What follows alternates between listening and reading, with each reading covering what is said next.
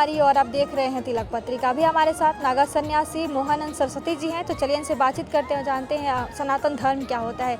देखो, सनातन धर्म जो है वो एक हमारी वैदिक चंचलता है। क्या उसमें हम सब लोग सनातनी जो होते हैं ना, एक मिलजुल के काम करते हैं, एक दूसरे की आस्था में रहते हैं, आस्था को मिलाकर सब साथ में चलते हैं, है ना। और जितना बनते हैं तो हमारे सनातन में क्या होता है, हम एक दूसरे की सहायता करते हैं, सबको मिलाकर लेकर चलते हैं कि जितना हो सके धर्म की जय जयकार हो, है ना। अब धर्म की जय जयकार हो, लेकिन आप सतयुग से भी इस चीज़ को उठाकर देखिए कि सतयुग में हमारे एक ही धर्म था, एक ही चीज़ को मानी जाती थी। न उस समय कोई मुसलमान था, न कोई हिंदू था, न कोई सिख था, न कोई ईसाई था, है ना। वेद भी कह रहे बात हमारी कि उस समय कोई जाति नहीं थी, सब एक ही चीज़ थी। और एक चीज़ क्या थी कि सब आत्मा परमात्मा को जानते थे, तो उस समय सत्य था। अब सत्य खत्म हुआ तो क्या लग गया, त्रेता लग गया। अब त्रेता में भी कोई जाति नहीं थी, पर त्रेता में क्या था, तप था नहीं। तो तप के द्वारा परमात्मा ने, राम जी ने मर्यादा बताई थी यहाँ पर, तो आज उसी मर्यादा को लेकर हम सब चल रहे। तो इसलिए हम कहते हैं कि हमारा सनातन धर्म श्रेष्ठ है। और राम जी ने खाली एक ही चीज़ बताई थी कि सनातन धर्म ही की जय जयकार होनी चाहिए, है ना। तो ईश्वर एक ही है। जब सनातन धर्म एक है तो ईश्वर एक है ना, ईश्वर एक ही है। अब जब तप खत्म हुआ तो क्या आ गया, द्वापर आ गया। अब द्वापर में क्या हो गया, धर्म, है ना। अब हमने फिर वहाँ हमारे भगवान श्री कृष्ण का जन्म हुआ और प्रभु ने हमें क्या बताया कि धर्म के प्रति चाहे हमारी जान चली जाए, चाहे कुछ भी हो जाए, लेकिन धर्म के प्रति हमें डट के रहना है, एक होके रहना है, सनातन धर्म को बना के चलना है। हमारे भक्तों को, संतों को, परमात्मा को, जो भी चीज़ें सबको एक लेकर चलना है ना। अब जब धर्म खत्म हुआ तो क्या लग गया, कलयुग। अब इसमें क्या आ गया, पुण्य। अब यहाँ तुम जितना दान करोगे उतना ही मिलना है ना। अब यहाँ क्या हो गया, जब पुण्य यहाँ मिल गया तो अलग अलग बांटने लग गए। तो भाई कोई अल्लाह को मान रहा है, कोई गॉड को मान रहा है, कोई ईश्वर को मान रहा है, कोई परमात्मा को मान रहा है, लेकिन सब में है ईश्वर ही, कोई अलग अलग नहीं है। क्या सब पदार्थों में तो विराजमान वही है, क्योंकि जो वायुमंडल से जो वायु आ रही है वो क्या है, वो ईश्वर है जिससे हम जीवित हैं, है ना। ईश्वर है वो जिससे वो हमारे अंदर जा रहा है और आ रहा है। वही हमें 24 घंटा जिया भी रहा है और जगा भी रहा है। हम सो जाते हैं जब तो हम मृत्यु के समान होते हैं, तो कोई हमें जब वहाँ पर समझ में आता है कि हम जिंदा निकलेंगे कि मरे निकलेंगे, लेकिन हमें कोई ना कोई एहसास करा रहा है और उठा रहा है ना। मृत्यु के बाद भी कुछ जिंदगी है। हाँ, मृत्यु के बाद भी कोई ज़िंदगी है। अब मृत्यु के बाद ज़िंदगी क्या है, आत्मा तो परमात्मा है ना।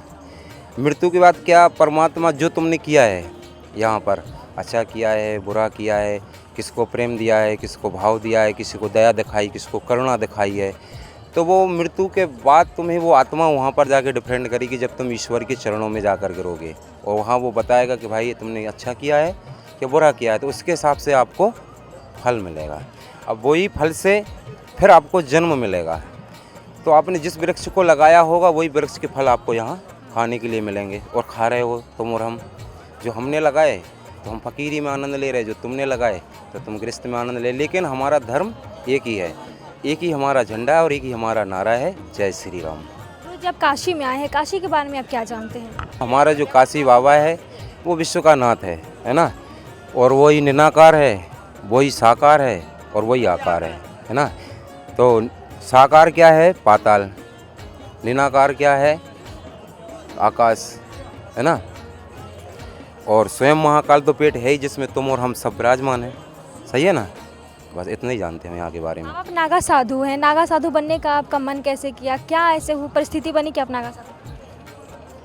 अब देखो बेटा, कहते जा पर कृपा राम की हो तो वहाँ पर कृपा करे सब कोई। कहीं ना कहीं हमने कोई अच्छे कर्म करे होंगे तो ईश्वर ने हमें इस रूप के लिए चुन लिया। कुछ हमसे अच्छा कराना चाह रहा है या हमें कहीं वो ले जाना चाह रहा है, तो ईश्वर इस रूप में हमें लाया है ना। हम अपनी मर्जी से नहीं आए, सब कृपा किसकी है, भोले बाबा की है।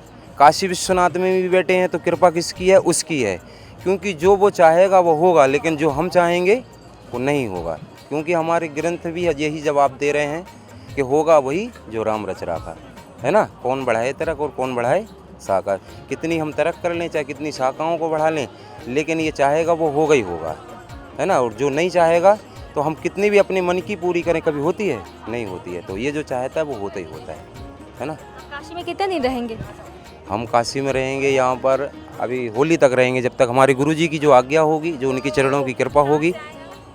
हम राजस्थान से आए जी ना। वैसे हम चलती फिरती हमारी दुनिया है, रमते राम जोगी हैं, है ना।